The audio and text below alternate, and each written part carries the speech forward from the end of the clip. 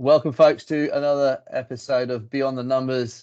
I'm your host, Chris Thompson, and today is a massive day, a huge day, because I'm joined by two legends of our firm. It's a slightly sad day because, alas, they are leaving us to retire.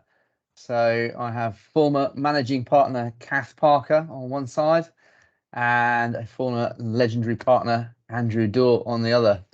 Folks, how are you feeling? Kath, I'll go to you first. Very, very, not sad exactly, but I would say quite reflective, and a little bit sad, I would say. But spent the whole last few months sort of looking back, meeting lots of clients, catching up with staff, and just wonder where the last 32 years have gone. In a flash is the answer. It's been quite the week. Andrew, how do you feel? You've been around a little bit longer than Kath. A little bit longer, yeah. So just a few years. Short of 40 years. Your timing on that is appalling, Andrew. I don't really recognise dates in that way. I'm feeling more sad than anything else. Hasn't really fully struck home, I don't think, yet. And then I heard someone earlier that had a whole load of grief for something that should have been quite a quick job. I thought, actually, I won't miss that sort of thing. I thought you were going to say, I'm still of use, so I'll stick around. You obviously need my help. Yeah, no. None of that. No, none of that. I will still be around, but he is. Yeah. He's going to be Mr. Consultant. Very good. So are you, right, Kath? Oh no, yeah, we both are. So yeah, good. Yeah. Right, we'll bounce around probably a bit with this, but I'll take you back, Andrew, to 1983. So this is when you joined Wellers. What had you been doing prior to 83, briefly? So I'd been at college for 3 years. Studying? Accountancy. Ah, very good. Okay. Relevant degree. Through and through, right, yeah. So if I take you back then, can you remember, what was the top box office film of 1983? Does that ring any bells? Did you watch it? Probably did, but it certainly doesn't ring any bells. This one's coming for you, Kath, so no cheating. No cheating on that side. I'm Googling secretly as we speak. Kath, none of that. Okay, I can tell you it was Star Wars Episode 6. I was going to say, it had to be a sequel, yeah. Yeah. Wow. And another one in the top 3 was Flashdance. That probably that's in your top 10, Andrew, isn't it? Flashdance. It's his favourite film of all time. Yeah. I wouldn't go quite that far. Yeah, and I was also looking up, I was trying to find, let's see, where have I got it? The top chart topper of that time. Can you guess? Wham. Not far off. Not bad. Not bad. Not quite, but not bad. Begins with C. Culture Club. Yes, but can you Boy, guess? Boy George. Karma Chameleon. Yeah, that's exactly it. Yeah, well done. Very good. Very good. I remember that was our sixth form disco. Are you going to tell us any more about the sixth form disco? I don't know how you're doing that. No, you don't want to know. No.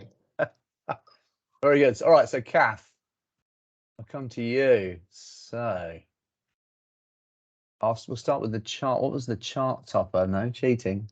Chart topper in 1991. I think you joined when? July, right? You said July 91. I'm not very good with the 90s stuff. Take that. Sorry, take that. Not quite. Andrew, any ideas? No idea. I've no attachment to music after the 80s. What does it start with, Chris? It's not Oasis, is it? I'll give you a hint. It was based on a very... both of your guesses are a little bit further forward. It's based on a big film of that year, and I believe it may still Robin be Hood. Right. Yeah, very Bryan good. Adams. Yes. I think it's still the top selling single of all time. Yeah, I think in the UK. Yeah, Yeah, everything I do it for you. I do it for Very you. good. So, off the back of that, top chart-topping film in the UK was Robin Hood, Prince of Thieves. correct. But around the world, it was slightly different. It was Terminator 2: Judgment Day. Oh, know if right, you yeah. saw See, I those. wouldn't know that. Yeah. I've never watched Very it. pertinent to today because of artificial intelligence. You see, so it all links in very well. Oh, I thought you were Excellent. referring to the Terminator, not the. Well, the sequel, yeah. Yeah. That's appropriate for today in some ways. Exactly. It all fits in. It's perfect timing. Right. Okay. So, guys, think back for me. What was it like entering the office in 1983? Can you remember which office was it that you entered as a fresh-faced trainee? I was in number 15 across the road. Okay. So we had offices on both sides of the road at that time, and I was working with Norman Sawyer. Right. And the rooms we were in the basement. You're in the basement, under In the the basement. street, basically. Yeah. Okay. You have any was- sunlight getting down there, or very limited? Not an awful lot, and it was cold in the winter, but Right. it was also cool in the summer. So Yeah. So you weren't topping up your the good tan and the down bad. there, Andrew. I wasn't topping up the tan, no, Okay. definitely not. And what was the work like back then compared to now? So presumably it was all paper and pen based, right? Predominantly. So there was either no computer or only one computer in the firm when I started. And yes, it was all done paper, pen. You weren't supposed to add up on a calculator, but I very quickly tossed that to one side because it's so Cheated. much quicker. Yeah. Started No, cheating. it was more efficient. You get it done quick. Use of technology. Yes. Yeah. I like it. Yeah. Okay. So what happens if you made a mistake? So if you were paper and pen, you made a mistake. What do you have to do? Start all over again. Tip Find exit it. out. Did tip X Tip exist? X out, yeah. Tip X, but you could spend with a big client with a sales ledger, purchase ledger, and general ledger. You could spend a whole day adding it up, get to the end, find out that it didn't balance, and then you had to work out where it was and potentially spend a whole day going back through it. And so it was a question of making sure you were in a quiet room. And that full day's work is something that is now done on a computer in 30 seconds. Wow. And the computer never gets it wrong. But I Depends who's used to entering it into the computer, right? I was going to say, yeah. Yeah. No, it will always add up with a computer.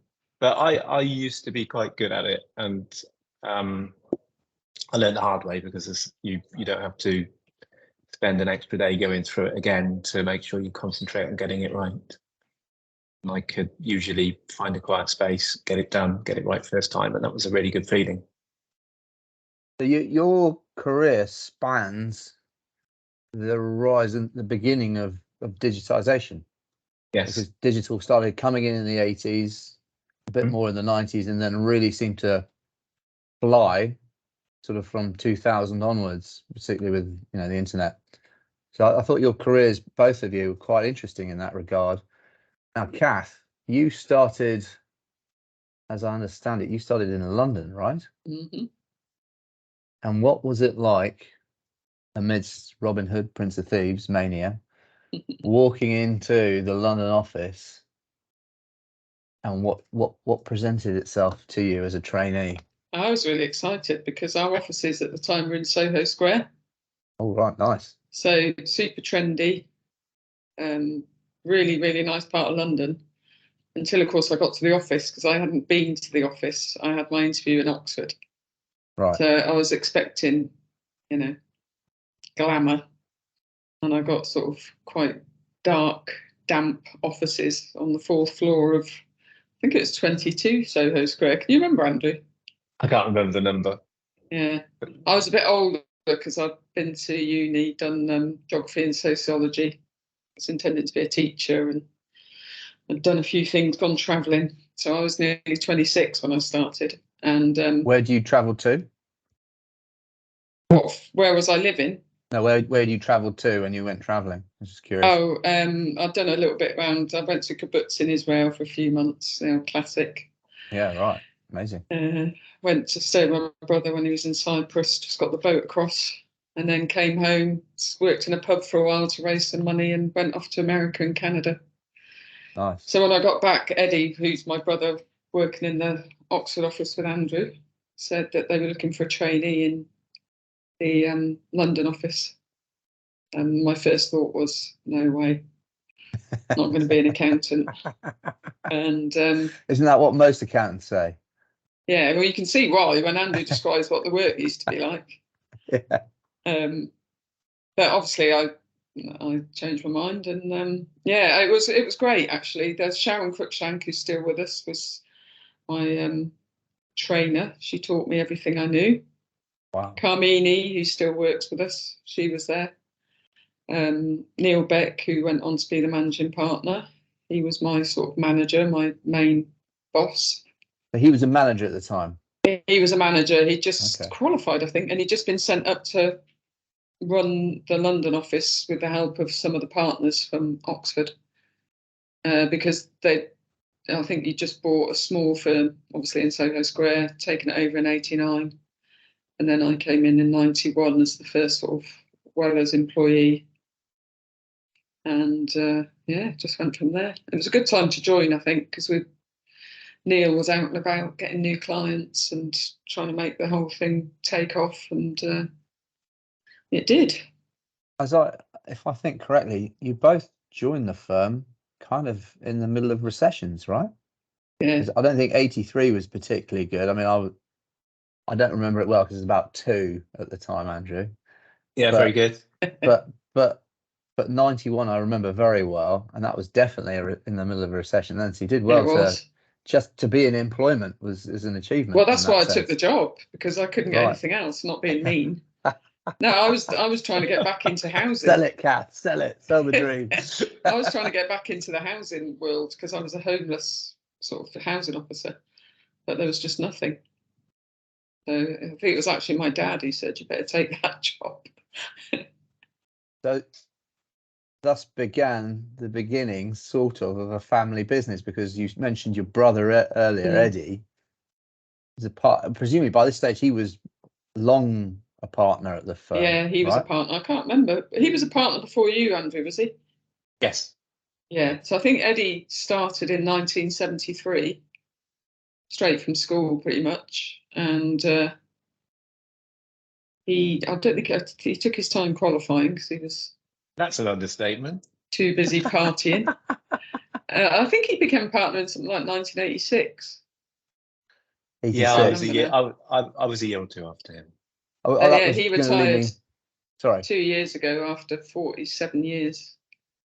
But we didn't really work together that much for 20 odd years because I was in London, he was in Oxford. So it was only really the last 10 years we worked more closely together, which was nice. So Andrew, you obviously started in '83. By what, 88, 89, you're a partner? Yeah. Tell me about your rise up the ranks. Oh. So, I was quite lucky. I passed all the exams first time.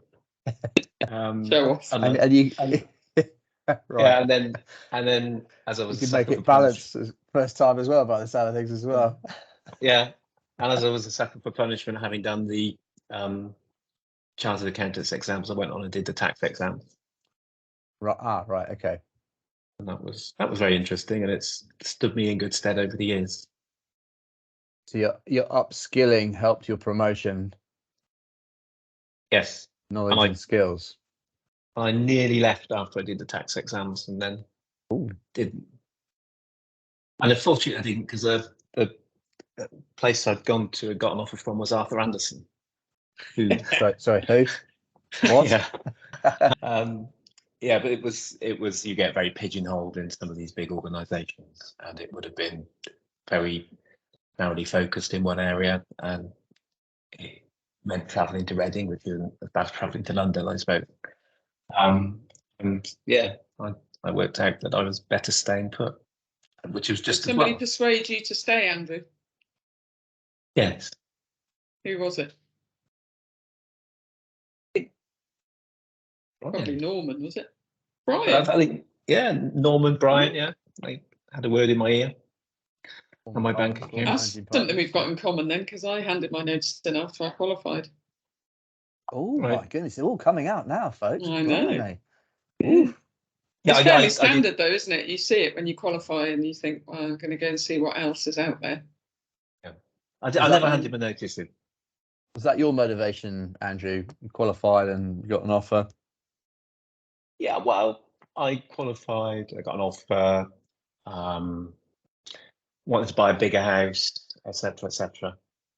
I had thought about going to Papua New Guinea or somewhere like that to do tax. Oh, wow. Okay. Right. Okay. Interesting. But yeah, then settled on somewhere a bit closer. But I'm glad I stayed. It's definitely You the should right mention decision. your dad as well, Andrew. Well, that was my Family next question. businesses. My next question, Yeah. because it's the Parkers aren't the only family business Yeah. in Wellers, so to speak. Yeah. Yourself as well, Mr. Dore. Yeah, Your so dad. my dad was a partner when I joined, and he retired, and then 12 months after that, I became a partner. He was managing partner as well, right? Yes. It wasn't quite the same in those days. Yeah. Okay. So senior partner. Can you explain exactly how different it was or why it was different? I'm curious now. But the whole thing was different then. It's more, it's a bit more democratic now than it used to be. It used to be a little bit more autocratic, perhaps. Right. He was probably just the oldest, was he? Yeah. Been there the longest. Been there the longest, yeah. And when I first started, everybody addressed all the partners as Mr. Dore and Mr. Honey, etc., etc. And again, I very quickly moved that on. So you were good at remembering people's surnames then, Andrew? No, I just went for Christian names. I was a rebel. It still made it. Still made it. Yeah. Yeah. Wow. And to this day, I get upset if people call me Mr. Dore. So every now and then you get a new client and you're talking to them and they call you Mr. Dore, and I said, for God's sake, don't do that. It just makes me feel old. Informal is better. Okay, so we got a little bit of your rise up the ranks, Andrew. How about yours, Kath? How did you stayed in London presumably throughout the 90s? Tell me more. What happened? Obviously, you could balance the sheets as well, the books as well. Presumably, you were good at that. That was pen and paper. Say, I wasn't a natural. Okay. Not like Andrew. I didn't pass all my exams first time. In fact, my last exam, I got 50% on the dot and just scraped through. Wow. Pass is a pass. Yeah. Pass is a pass. But I did qualify in 96, and I think it was just good timing because we moved to Grosvenor Square. Well, we were in Poland Street for a while, which was fantastic. That was right in the heart of Soho. Then we moved to Grosvenor Street. We were just out and about. We were modernising. The work was getting more or less number crunching, if you like. Spending more time actually talking to clients and helping them, training the other staff, which always helps your own progression. Yeah. And growing the team, that was the really fun bit. We went from, I think there was sort of 7 of us when I started in 91. And there was probably 25 by the time I qualified. Had there been another merger in that time frame then? No, we took over a firm in, it was 2000, wasn't it, Andrew? Yeah, I think it was, because it was around about the same time as Tane. That's right. We took over a firm called All Shoplift, and that was just before I became a partner, and that's when we moved to Victoria. So you became a partner in 2000? 99. So it was just after I became a partner. Yeah. Okay, 99. But I was a salaried partner, so I wasn't involved in the takeover talks. Are you alluding to this hierarchy that Andrew was talking about earlier? Yeah. Right. Okay. So it's still sort of around then. Okay. It was very different then. You were only allowed into parts of the partners' meetings. Okay. There's various things that weren't discussed with the junior partners around. So it was a clear structure then. Definitely. Okay, to these meetings. Okay. Andrew, being however, asked to leave. was in these meetings. I was in the meeting, and I did the due diligence on or shoplift with Neil. Okay, interesting. Andrew was one of the partners telling me I had to leave when certain things came up. He still does. Can't have a listening to that. Yeah, just can't be privy to this. Oh my goodness. Yeah. Okay, right. So Tame is around 2001 as well. Did you say, Andrew? No, Tame was August 2000. August 2000, and this other one in London's around that sort of time as well. Okay. It was a bit later in the year, wasn't it? Because I was. Yeah, I think we moved in quite close to Christmas, didn't we? Because we moved into their offices in Victoria. They had room for all of us. So and our lease on the other place was just running out, coming so we to got an this. end. Got the old shoplift deal away just on time, and we're Perfect able to timing. move from one office to the other just as the lease expired. So Yeah. it was good. Kill two birds with one stone. And it was good because it was just around the corner from Buckingham Palace. Really nice location. Lovely townhouse building. Yes. I think I know who you mean. Yep. Okay. So, Kath, you're a bit of a trailblazer in the fact that you were, if certainly not the first female partner, you eventually become one of the first female managing partner. What can you tell us more about what it's been like in that role, being a female coming through in a professional firm? Obviously things have changed a lot since the early 90s.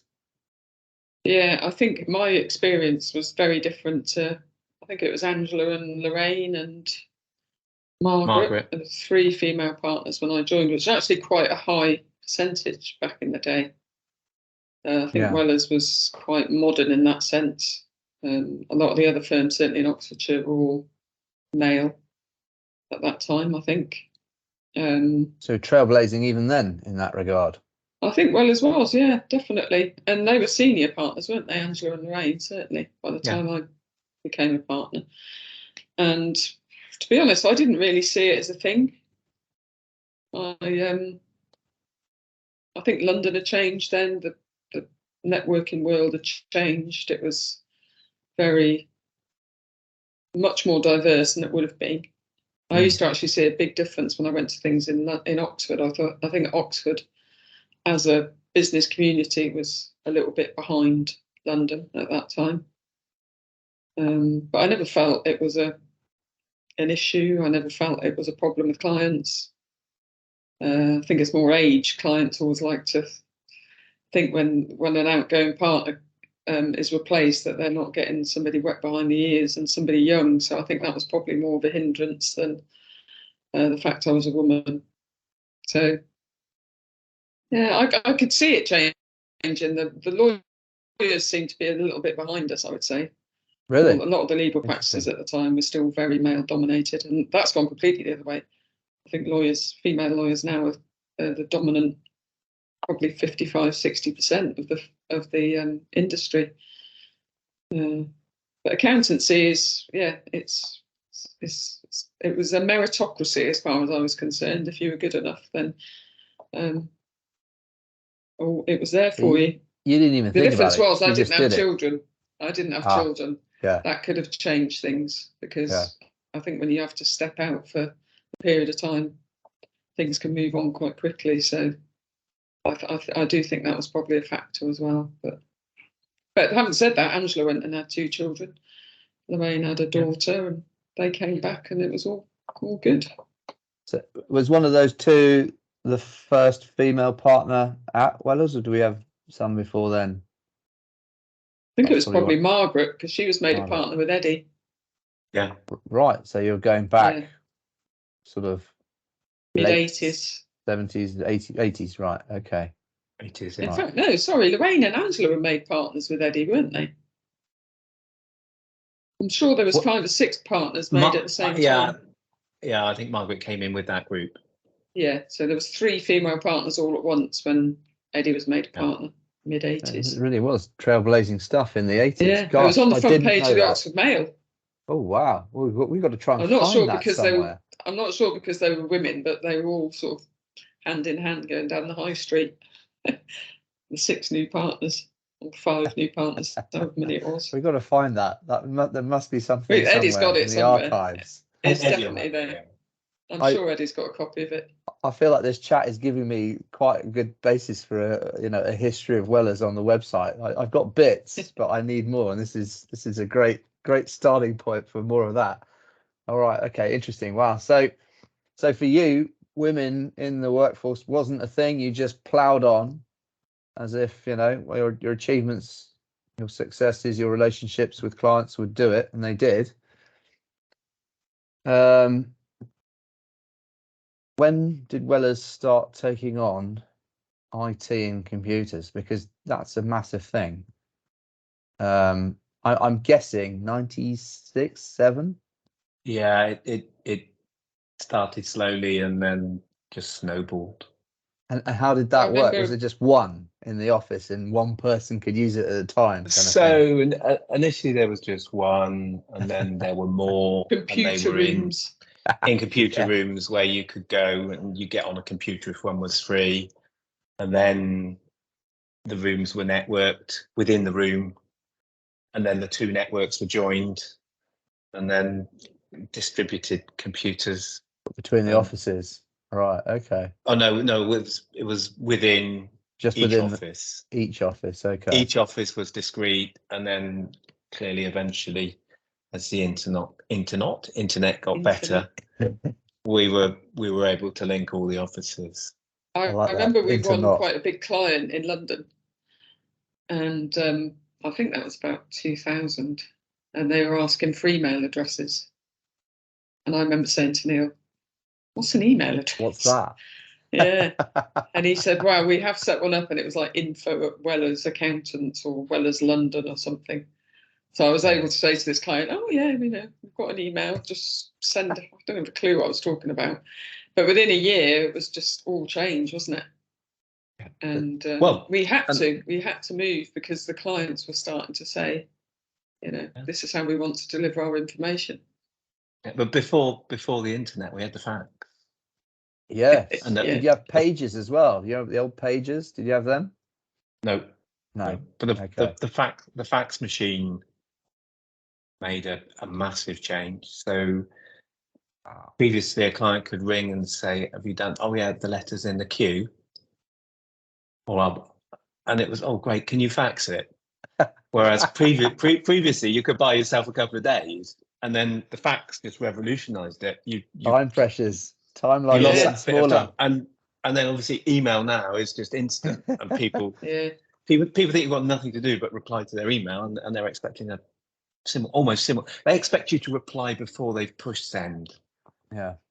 It is that much. It's almost real time nowadays. An always on world that started. It's around interesting then. thinking about the pressures, isn't it? That Yes.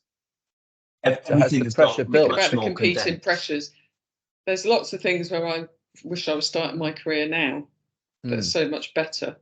The work-life balance, the agile working, the technology. But on the other hand, the technology is something I don't envy them.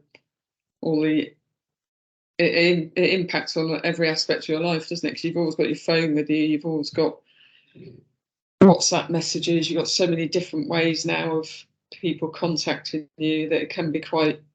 I can imagine if you're young and you're studying and you've got exams as well, it can all be a bit overwhelming.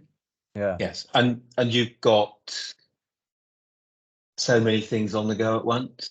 Whereas if you go back to me locking myself away in a quiet room to sort out a nominal ledger and a sales ledger, etc., then I'm concentrating on that one job. Whereas nowadays you can have 3 or 4 big jobs like that going simultaneously, and all the stuff that used to take the time is done instantly. And as well as having those jobs on the go, you've got people phoning you and emails, etc. No faxes anymore. But yeah, it's completely different now than it used to be. Yeah. What used to take days is done instantly, and yeah, it's but a lot quicker. if I take you back, so we sort of got to the 2000s. I assume it's somewhere around there that you start, or maybe even slightly before late 90s, that you start getting the desktop software. Now, young people go, "What on earth is desktop software?" Because they're just used to everything online. So, software that was based purely on downloaded onto what was a computer then? I think laptops were still a little bit further away, or coming in the late 90s, weren't they? Mid-late 90s. So, if I think about that, when did you first start experiencing or using things like Sage? Well, the first big drama. Do you remember the lead up to 2000, Andrew? Oh, yes. With Tom's. The zeros. Oh my God, the world is going to come to an end. Yes. Nothing's going to work. So there was a law that said you had to have a millennium bug policy. Yeah. Right. And so I did ours, and we've still got the computers downstairs. We've still got the typing machines downstairs. If the computers don't work, we can do it manually and type the accounts up. And it was quite a very brief document. We had some consultants in London, some IT consultants at the time, a couple of South Africans, Australians. They were earning a fortune, all on the basis of this scaremongering that, everything was going to change. Yeah. Everything was going to collapse, and the zeros. It was amazing, really, when you look back. We were all waiting. Yeah, we were waiting for the planes to fall out of the sky and all sorts, and nothing happened. Yeah. Well, unfortunately, they did the following planes September. Would literally drop out the sky. That was the rumor. Yeah. Well, I think in China, the head of the Chinese aviation authority was told he needed to be in the air at midnight. To get rid of it. You've been responsible for making sure that our planes aren't going to fall out of the sky. You'll test it out. You're going to be in the air. So okay, that was the millennium. So for context, I was 19 at the time, so starting university. So I remember it well, and I remember I think it was in London. They said that there was going to be a river of fire on the millennium, New Year, which didn't quite materialise as I recall it. No, but only from the fireworks. Yeah, exactly. A lot of smoke. So Sage was coming in around this time, because I think, isn't this the rise of Sage, where almost every business ended up with this desktop software? Yeah. Yes. This was their big moment, their big driving moment, right? So I think Sage was first available when we were on DOS, and then that's going back to sort of 80s, early 90s. I remember DOS. Yeah. DOS commands, the black screen and the commands. Oh, absolutely. And I refused to move away from DOS. You to loved Windows that, didn't you, Andrew? Yeah. No. I refused to do Windows 3.1 because I couldn't get on with the graphic user interface. And then eventually there was something in Excel, I think, that I couldn't do in the DOS equivalent, and I had to bite the bullet, but I hated it. Right. Okay. So so DOS takes us to what, sort of late 80s ish? Yeah. Then there's Windows 3.1 that you alluded to, which is a graphical user interface. I think this is where Apple starts to arise as well. They copy the user interface or do their own version of it, and they start interacting with Microsoft products. I think they do a deal from memory. And then 95, you've got Windows 95. That's a big moment in IT. And I think the controversial bit there was that you had Windows 95 that connected to, or made you have to use Internet Explorer, which was a Microsoft product. Yes. And they sort of got away with that for 5 years. And then there's some sort of huge court case between the US government and Microsoft about the fact that you could only use Internet Explorer with Microsoft operating system, Windows. And I think Bill Gates gets a bit sort of torn apart in court because he's not used to answering questions from other people. And that's the sort of the beginnings of the breakup of Microsoft. Sorry, I've gone on a tangent here to the history of you won't be surprised, Chris, that all of that went just over my head. I saw you rolling your eyes, Kath. I used to ring Andrew and say, Andrew, how do I turn it on? Yeah. Windows what? That's how I got through my whole career. Andrew. At what point, Andrew, in all of this, with all this going on, there's a massive change, huge amount. This is Yep. digitization happening on your watch as you're living Yeah. it. Yeah. At what point did you start taking over the IT at Wellers? Because you eventually So- became, head of IT, not just partner, So tax I partner, was. but head of IT. 2000, I reckon. It sounds about right. So it was Mm. me that. So the computers were all in one room. It was me that then actually daisy chained them, and then joined the 2 rooms up, etc. Oxford. And then in Oxford, and then Shout obviously out to in the. Dave Gardner as deputy. A Oh Yeah. yeah, glamorous, So he was doing this as glamorous well, was he? assistant. glamorous assistant. Yeah. And we do all the wiring and everything, so the cabling for the network cables, etc. So this is How why there's he's never been got a fire room at full of King Edward IT Street, I kit. don't know. No. So it's not electric cables; it's the computer cables. But Yeah. there's no SCART fire risk. cables, all the Yeah. old stuff. Yeah. And there was HDMI now. some drilling through walls and stuff to get the cable runs away, Wow. because this is a very old building, and so some quite thick walls. There's a bit of Yeah, well, DIY IT going on at this time. It was, as well. yeah, and it was a bit Heath Robinson, a little bit bodged, I suppose, but it didn't fall over. And then clearly each of the offices had their own computer arrangements, and then, as I say, as the internet improved, we were able to link all the sites. I don't know if you guys can see this, but I've somehow, Matt, one of the partners here, he found an old advert from 1989. I don't know if you can see. I've got it the wrong way around. Can you see that? There Yeah. goes the Yes. old logo and some sort of advert about tax and helping people with their tax. Yeah. So if I think of that, I presume that logo probably didn't come up very well on screen, but I presume that logo stood the test of time for quite some time. And then Yeah, we were too mean to do anything with it. That was developed in-house, and it was okay. it was meant to look like a barred gate, with sort of nod towards farming clients. Oh, It was right, yes. classic accounting though, wasn't it? Grey and blue, Yeah, it's block hopeless. letters, does what it says on the tin. Yeah. And it didn't actually change until about 2005, 2006. Yeah. Yes. So we did sort of take quite a brave big step there, because we went from blue and grey block letters, very traditional, to business oxygen, Bright colours. bright colours, bubbles. So when did that come in? 2000. I think it was 2006, 2007. Yeah, because it was post KBDR, wasn't it? Yeah, I'd say it's KBDL. Group of partners Later, that left around about Ah. 2005. Okay. Yeah. Right. Yeah. first time we ever really used a marketing consultant. And you've regretted it ever since, eh? No, it's brilliant. It was Andrew's really, like really nodding. good. Yes. Yes. It was really good. It helped us. I think the business oxygen strapline helped us to explain what we do a lot better than we might have imagined at the time. And stand out. It was quite forward.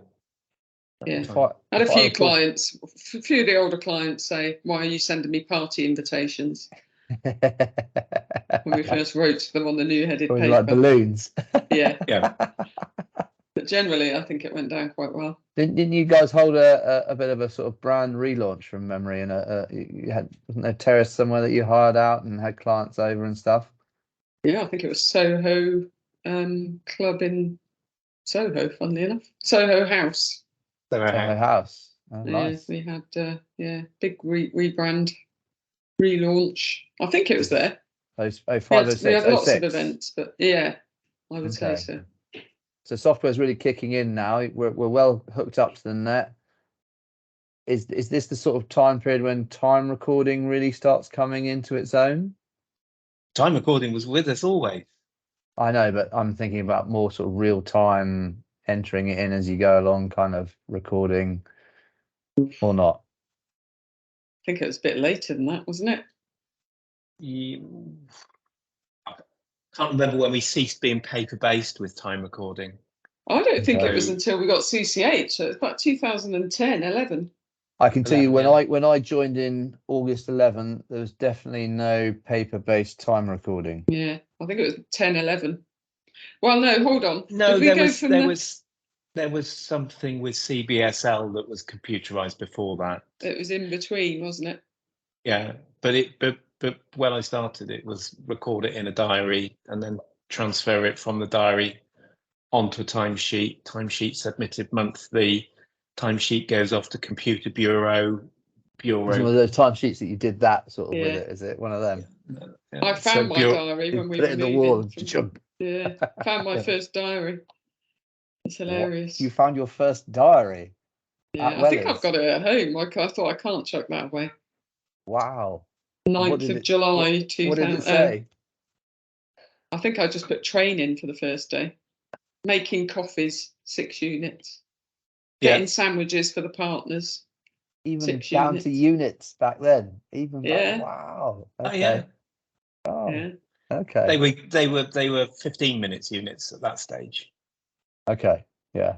Yeah. So six 15 minutes units, that's a hell of a lot of tea she's claiming to have made. A lot of tea. A lot of cups of tea. Yeah. Interesting. Okay. So all right, that takes us to the crash, the financial crash, 08, sort of 07, 08, 09. What was it like to live through that? Because that was a momentous thing. It was a banking crash, almost suggests that the whole money markets might freeze up completely. That's an issue for clients who might be looking to raise money, all these sorts of things, accessing their bank accounts, all big question marks suddenly just popping up everywhere. What was it like to live through that? Can you remember it? It was unusual and it didn't have catastrophic effects on our client base. Although one company that I was working on had their facility closed down overnight. And it just struck me, wow, if that happens left, right and centre, then that will just destroy the economy.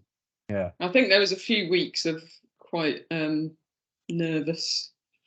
Yeah. Waiting to see how everyone would react when there was queues around the bank in Northern Rock and That's it, see Northern people, Rock. you know, you all go back to the 1920s and think, are we really gonna? But it settled down quite quickly, didn't it? I think I think the Bank of England did actually react quite well and reassured everybody. And I don't think it was actually as impactful as Brexit. Really, 2016 was quite. Yeah. We did. That was quite a scary time as well, wasn't it? Well, that just continued on and on and on, didn't it? It was a big debate that went on for ages. Yeah. And a shock result. But and nothing like the last few years. You know, we used to have a challenge every few years with things, you know, interest rates, recessions. The last 3 or 4 years, it's been one thing after another with wars and pandemics and cost of living crisis and because I mean you've lived through a lot. I was thinking that, I mean, I guess container shipping was a massive thing that really came to fruition in the 70s and 80s, so that's very much in your time, Andrew. And then, I mean, I'm thinking to the 90s. I can remember as a kid walking around, and it was Cheltenham High Street, and I don't know why, I think it was being pointed out to me by one of my parents that, you know, look at these rates for mortgages, and it's like 17%. Yes. 17% is eye-watering even by today's standards. But yeah, you've lived through all of that. You've lived, and then rates from there almost collapsing at one stage. I think when Eddie first became a partner, interest rates were 17%, and the top rate of income tax was 98%. Yeah. People just don't believe that. So with that top rate of income tax, it could exceed 100% under some circumstances. Yeah, that's why not Elton John, he refused to leave, didn't he? Him and Rod Stewart fell out because Rod Stewart left the country, Tom Jones left the country. A lot of top entertainers just moved away immediately. Destination of choice. I don't think it was for very long that they were at those rates, but no, was definitely 1974.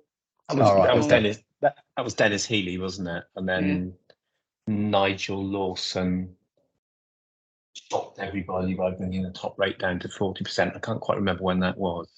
I think it's the highest rate we've seen, 50%. I don't remember anything over and above that. Didn't Lawson cut some tax bands as well? And he cut some. Yeah. Actually, he knocked Yeah, some out, didn't he? he completely changed the shape of tax. So in all you've seen a few chancellors, and obviously they have a fair impact on your work and your role. Favourite chancellor? You're having a laugh, aren't you? Could there be one? Well, probably Lawson, because he took the top rate of tax right down to 40%. That was a very bold move. Who put entrepreneurs relief up to 10 million, Andrew? Can you remember? No. I don't like chancellors of the Exchequer full stop, because they keep changing the rules. And so when I did the tax exams, you get to take the legislation in with you. When I did them, there were 2 books, big books. And now the same legislation, there's 7 or 8 books, That's big ridiculous. books. And you're taking a suitcase in with you. Yeah, and not only, they're about the same size physically. However, the paper is thinner and the font is smaller. We've got an absolute mass of tax legislation, and some of it's well written, some of it's completely and utterly impenetrable. I can remember once doing something with someone that was between the US and the UK and talking to the US tax guy, and it was an inheritance tax thing. And he said, "Oh, I hear what you're saying. I'll send you my legislation." And so he sent through a paragraph of legislation in normal English. It was dead easy to understand. And then I had the embarrassment of sending him over 2 pages of absolute tortuous legislation that was the stuff that I was dealing with. And I'm thinking, God, I wish I was a tax accountant in the States, not in the UK. That's one of the benefits of only having a small amount of history. Yeah. If you look at our 6th of April, our 6th of April tax date, what Very a good, load of Kath. nonsense. Yeah. But we're talking 1,000 years of legislation, aren't we? I've heard that if Well, no, our they tax have system was consolidated it. I'm sorry. They've consolidated it, but they've never made it. I mean, I've got to say, I think the States is probably as complicated as us now because of all the different state laws. And that's the thing. That is an impossible question, Chris. Favourite chancellor? Sorry, it was a bit of a, Helmut Kohl. a hiding to nothing, that one. Hiding to nothing. Yeah. Well, he almost would have been our chancellor at one stage, because weren't we pegging our rates to the Deutsche market in the early 90s? So I can't remember where he was, but yeah. I think George Osborne introduced the £10 million entrepreneurs relief. I think you're right. That was a very nice one. Unfortunately, For now clients. rescinded. Yes. So if the tax system was a book, if it was all like one book, I know obviously you say that's impossible, Andrew, and I totally get it. But if it was all in one book, I think it would be something. It would contain something like over 11 million words. 11 million words, which apparently is more than the average human being reads in their entire lifetime. And probably a third of them are no. Random fact. Yeah. No, That you doesn't can't. surprise me that he Would be the majority of the text. Who would want to? But yeah. We'll get you if you do this. Legislation says no. Yeah. Okay, so Kath, you become managing partner. You take over from Neil Beck 2013, right? Yeah. How was that? Think back to that. I mean, 10 years ago. I know. Seems I remember longer, it like actually. yesterday. I remember you calling me in to your office and saying, I'm going to be managing partner. I was like, oh, okay, right, here we go. Yeah, it was a whirlwind. First female managing partner. Yeah, I think Neil had left everything in pretty good condition. introduced a lot of new things, modernised us. I think we had our values even in place by then. So it was certainly just a case of carrying on his good work. And I can remember you coming around and sticking the values yeah, on various walls, Kath. I remember them going up. Yeah, seeing them go up. Yeah. Well, I think the big change was culturally, just same with every business. We've had to modernise. We've had to focus on our people more, and just general positivity rather than negativity. And I think that's stood us in good stead. Yeah. Yeah. So you were in the role from 13 to End of 18, I think. end of 8. I was going to say end of 17. Okay, end of 18. Okay, so I 5. think so. I could be wrong. Good 5 years. It was 5 years, definitely, because I 5 thought that was years, yeah. enough. Yeah. Yeah. We always said 5 years should really be the term, and then passing on to somebody else. Any highlights Which was from that another time? woman, which was great. Yeah. Any big highlights? Big highlights. Can't really think of any. Not specific. They're all too general. You can talk about embedding the culture and improving. I seem to recall we started getting staff days around about this time.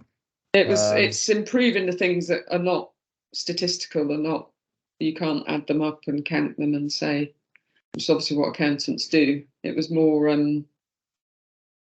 just around retention and development and the stuff that I think we've contributes to always those been things. Yeah, we've always been good, haven't we, at internal promotion, and so many of the partners joined as trainees and have come through, and it was building on what was already quite a good business model and people model, and just making us fit really for future proofing us. Everything evolved and improved along the way. Yeah. And it wasn't big step changes, but it was always moving forward, always getting better, moving in the right direction. And so not necessarily, massive jump from A to B, but if you look across the piece, we had evolved through that period and continue to evolve and improve. Yeah, and using people that are experts, to help us with our contribution models and HR, yourself as the first non-accounting partner. Yes.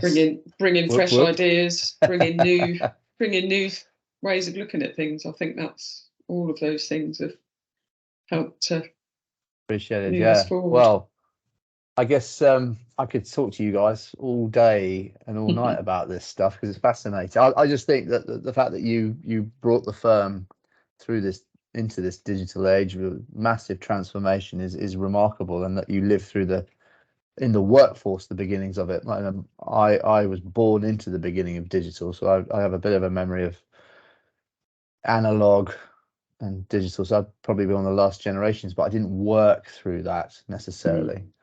So I think that's fascinating. I'll have 2 more points that I'll cover off with you, and then we'll call it a day. But legacy. What is legacy for you guys? Big question, granted. It's a great firm with great people, great bunch of partners, and great staff. It's a happy place. It's a good place. And we help one another and we help our clients. That's legacy. Very well said. Very well said. I can't add to that. That is hard to, isn't it? Yeah, we want to see that continue, the improvements to continue, which I'm sure they will. Everybody's pulling in the same direction. Very close-knit partner team. A lot of really key long-standing staff and some great clients that have been very loyal. And long may it continue. So the technology and all those sorts of outside things might change, but that doesn't matter so long as the culture helping each other, helping Yeah. clients. So long as that ethos remains, it doesn't matter what's going on externally.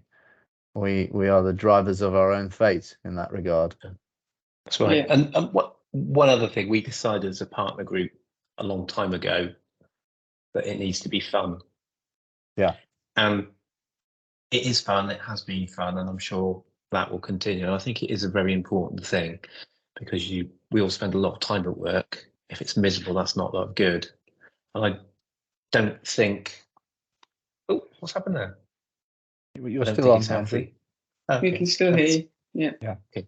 And I see. I don't think it's healthy if you're not enjoying it. So I'm sure the partners will continue to have fun and continue to create a fun environment and a great They place won't be to able to work. take the mickey out of us anymore, though, Andrew. Who are they going to pick on now about They'll have to Well, find that someone IT else. IT, Kath. IT expert Kath?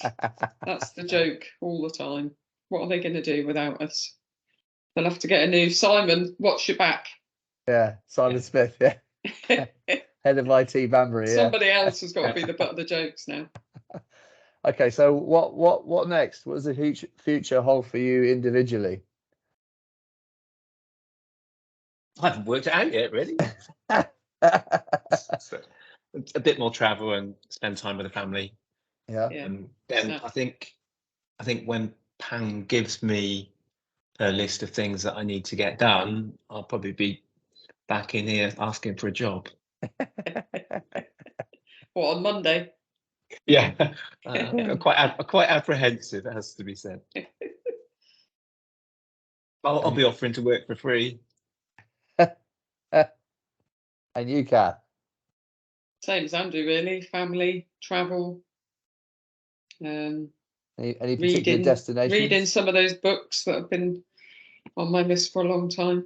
Rereading some books that are still at home waiting on my shelf. Going to see a few sporting events, hopefully. I'm sure. Well, Yeah. you're staying connected to us. You're still both consultants, so we're gonna see plenty of you going forward. So Yeah. it's not it's not a total goodbye. But any particular destinations you're both looking to get to around the world to see? Cruises, maybe round the world cruises, South American cruises. Not a cruise. Not a cruise Not a person. cruise. No. No, I can definitely recommend want to them. go back to South America. I think they're game-changing cruises. And despite what's going on at the cricket today, I'd still like to get to the Ashes in Australia. What is the latest score, by the way? I haven't kept an eye on that. It's not They're good. fashionists. Okay. No. Yeah. Yeah. So yeah, I'd like to see England actually in a tournament somewhere in football. Football. Yeah. Yeah. Okay. Next World Cup then. Not far away. It's America and Canada, isn't it? And Mexico. Is that right? Okay. Yeah, we've got to qualify first, but that'd be quite good, actually. I think that'd be a good one. Yeah. Good one to go to. Yeah. Yeah. Could be a lot of travel involved. Yeah. Well, you see a fair Yeah. bit of the States and Mexico. Yeah. Yeah. Fantastic. All right, folks. I've taken up enough of your time. I really appreciate that. I think there's actually some really amazing and interesting history in there. Your careers are fascinating. So I think on behalf of everyone here at Wellers, I'll say an enormous thank you, and personally as well to both of you, massive thank you.